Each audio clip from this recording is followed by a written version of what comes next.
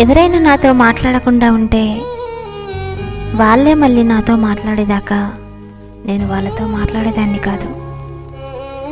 ఎవరైనా ఒక్క అడుగు నన్ను దూరం పెడితే నేనే వాళ్ళని 100 అడుగులు దూరం పెట్టేదానిని. ఎవరైనా నన్ను పట్టించుకోకుండా ఉంటే వాళ్ళని నేను పలకరించేదాన్ని కాదు. అలాంటిది నా క్యారెక్టర్.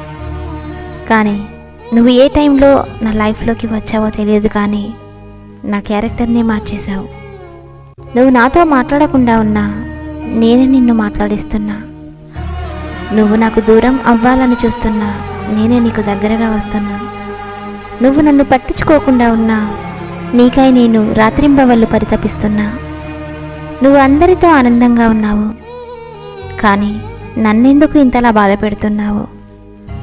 నన్ను బాధ పెట్టడమే నీకు ఇష్టమైతే నీ ఇష్టానికై నేను జీవితాంతం ఇలా బాధపడుతూనే ఉంటా.